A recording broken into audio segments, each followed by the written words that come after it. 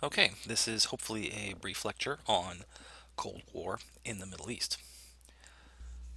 So the Cold War was a nearly continuous state of ongoing tensions between the United States and its superpower rival the Soviet Union between 1945 and 1991. One of the main strategic objectives of each side during the Cold War was to prevent the other side from expanding its influence, cultural, ideological, military, or economic. Now, both belligerents in the Cold War never came into direct conflict with each other, but each side fought through a series of proxies when allies went to war, or when different factions within a country came to war. It was often the case that if one side in the conflict received aid from Washington, the other could reliably appeal to Moscow for its own aid package. Now, it's worth noting when thinking about the geostrategic situation in the Middle East is that the Middle East is much closer geographically to the Soviet Union than to the United States. The Soviet Union shared a border with Turkey, Iran, and other countries in the region. Now, this has a couple of consequences. U.S. allies in the Middle East were automatically much more threatening to the Soviet Union than any Soviet allies in the Middle East were threatening to the United States. In other words, Turkey and Iran, under the Shah until the revolution of 1979, were very much what Cuba was to the United States, a potentially threatening base of operations for the other superpower not too far from its own border. What was also true is that the Soviet Union, in the case of any conflict with the United States or US allies in the Middle East, would be able to project its military much more quickly into the region.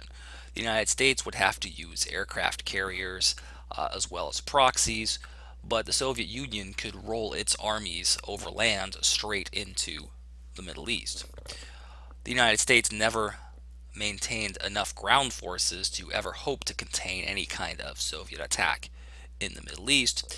Any US soldiers on the ground were there essentially to die bravely, and of course, if they did so, then the outcry at home would be so great that the United States would have to launch a war against the Soviet Union. The Soviet Union, knowing this fact, did not want to attack and be responsible for the deaths of any US soldiers for fear of escalating into World War III. Now, although the Soviet Union was a lot closer to the Middle East than the United States was and is, Americans cared a whole lot more about the politics of the Gulf states than the Soviet Union. And the Gulf states here, I'll remind you, are the states around the Persian Gulf, including Saudi Arabia, the United Arab Emirates, Kuwait, Oman, Bahrain, Qatar, as well as Iran. Soviet Union cared a lot about the politics of Iran because Iran bordered on the United States, but the Soviet Union had ample oil reserves, particularly around the Caspian Sea, and did not need to import oil at this stage. U.S. allies, and eventually the United States, really did need access to Middle Eastern oil, and this affected both the balance of power and the strategic objectives of each side in the Middle East. The Soviet Union would have been quite happy to deny the United States and its allies control over Middle Eastern oil reserves, but it did not need them itself. It was much more pressing for the United States to make sure that peace and stability reigned in the region. Now, ultimately, though, both sides had reasons to want political, economic, and military stability in the region. The superpowers definitely did not want to be drawn into a third world war over the Middle East, like Germany, France, Russia, and the UK had been drawn into World War I by a fairly minor regional conflict in the Balkans between Serbia and Austria-Hungary. The United States wanted stable oil supplies and prices for its economy and those of its allies, and the main thing that will keep those oil prices stable and the oil flowing through the pipelines in the Middle East was going to be a stable political environment. In fact, if you look at oil prices, you can see that oil prices react sharply to even threats of political instability in the Middle East, going up as soon as things look unstable, and then going down as soon as they don't. Note that Arab countries know this and OPEC countries know this. There's no better way for an OPEC country to raise a little bit of revenue than to try and foster some kind of instability in the region. Now, the pressure to maintain stability in the region was countered by the fairly conflicting dynamics of the region that we've already explored in the class. We've talked about pan-Arabism, which worked to destabilize, at least in part, the existing nation-state system in the Middle East, once again by weakening the legitimacy of the various Arab countries, whose borders had after all been drawn largely by colonial powers and the mandate system after the Treaty of Lausanne in 1922. The PLO, the Palestinian Liberation Organization, which we'll talk about in more depth next week, had no state and therefore did everything to upset the status quo. The state system was not particularly friendly to anybody who didn't have a state. Palestinian refugees, whom the PLO served, were located in many countries throughout the Middle East, including Egypt, Jordan, Lebanon, and Syria, and they often played troublemakers and annoyed their host states by launching attacks and guerrilla warfare into Israel and otherwise undertaking terrorist activities and then making those governments look bad. Authoritarian governments propped up by the United States, like Iran until 1979, Egypt on and off again, the Gulf states, and Iraq after 1981, and then to a lesser degree the Soviet Union, propped up some states like Syria, Iraq until 1981. All these authoritarian governments that are being propped up, on the one hand, is a source of political stability. It looks like oil is going to keep flowing. On the other hand, it's also a source of instability to the extent that the people resent this interference a lot. Right? So the people of Iran eventually resented the Shah being a puppet of the United States for so long that they broke out into revolution in 1979, and then the United States had to contend with a very unfriendly presence in the region ever since in Iran, right up until today.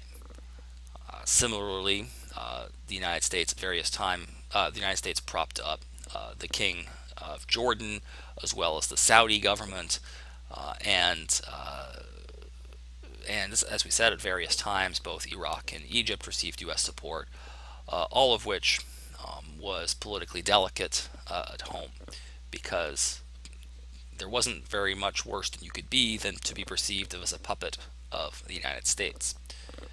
Of course, Israel's ongoing insecurity and its rule over occupied territories, its rule over many Palestinians, was always threatening to start another war. It started many wars, as we've seen, and although the United States tried to pressure Israel into compromise on a regular basis, this didn't really seem to always be very successful.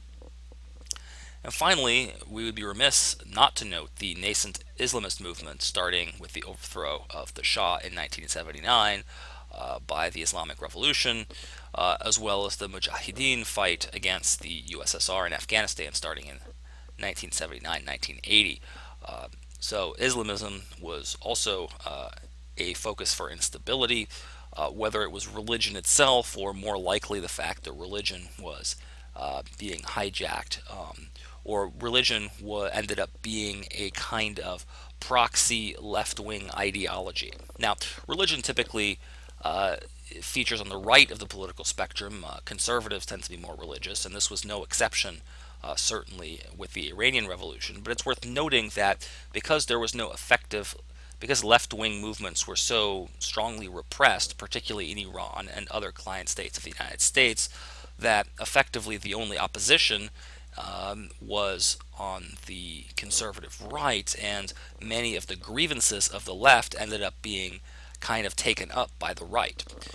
So what happened is that concerns for more equality, concerns for especially more egalitarian distribution of resources and income, these concerns became Islamist concerns in the 1970s, as Islamism became the only politically respectable and acceptable form of resistance in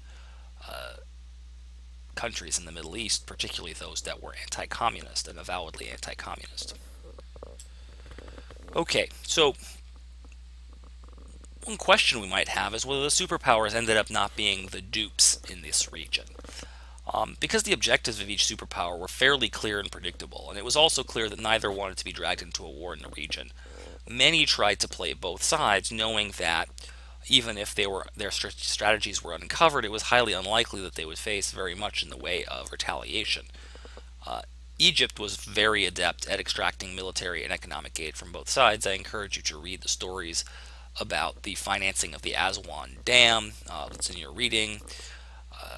The Egyptians were very good at, if the United States wasn't willing to pay for it, well, maybe the Soviets would be willing to pay for it, and promising each side that they might eventually align with them, and of course never really aligning with either. Israel also used the existence of the Soviet Union to extract more aid from the United States. Let's not forget that Israel was ruled by the Labor Party all the way until 1977. Israel's founding ideology was quite socialistic, indeed prompting the Soviet Union to recognize Israel very, very quickly. And so, ideologically speaking, there was always the risk that Israel would be more friendly to the Soviet Union than the United States. This, I don't think, was ever a credible or realistic threat, but it was something that the Israeli government could use to extract more military aid from the United States. And of course, let's not forget Iran was arguably the biggest recipient of United States aid in the region, in part because of its strategic position on the border with the Soviet Union, in part because of its fairly large oil reserves. Now, generally speaking, the U.S. got a lot less than it wanted from its economic assistance to the Middle East. The United States would constantly try to pressure Iran to do better on its human rights record and pressure Israel to treat the Palestinians better and maybe let some of the refugees return home, and they would pressure Egypt to make peace with Israel.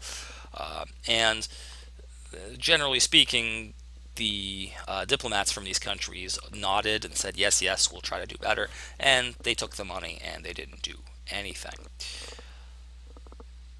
And of course, when they did do something, when they felt compelled to make some gesture towards cooperating with the superpowers, many people resented this influence. That is to say, that when they appeared to be bowing to the will of the superpowers in one respect or another, they became less legitimate and they became less popular with their own people.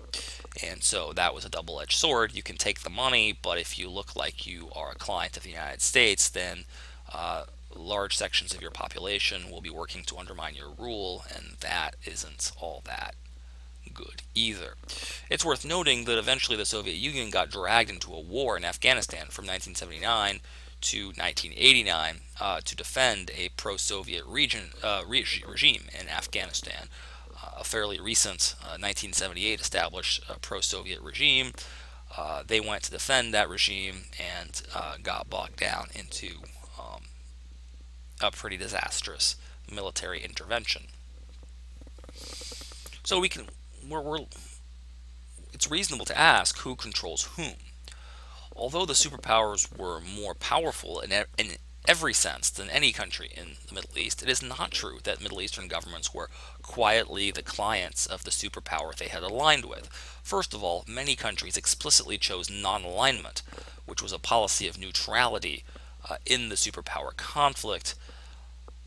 They also used that neutrality to try and lure each superpower into thinking that maybe just a bit more aid and a bit more support would help tip them over into the one camp or another.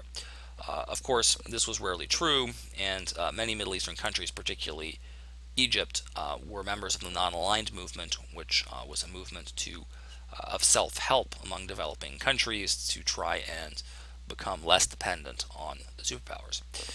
Indeed, I think it's much more accurate to say that at the end of the day, the combatants in the region, that is to say people with political objectives and military objectives in the region, used the superpowers and their rivalry as a way of pursuing their own political objectives. They tended to frame their goals in terms that appealed to those superpowers, and they tend to frame their behavior in ways that seemed congenial to the policy objectives of each superpower, or whichever one that they were trying to persuade. Okay, hopefully that helped along with the readings. And as always, if you have questions, you know where to reach me.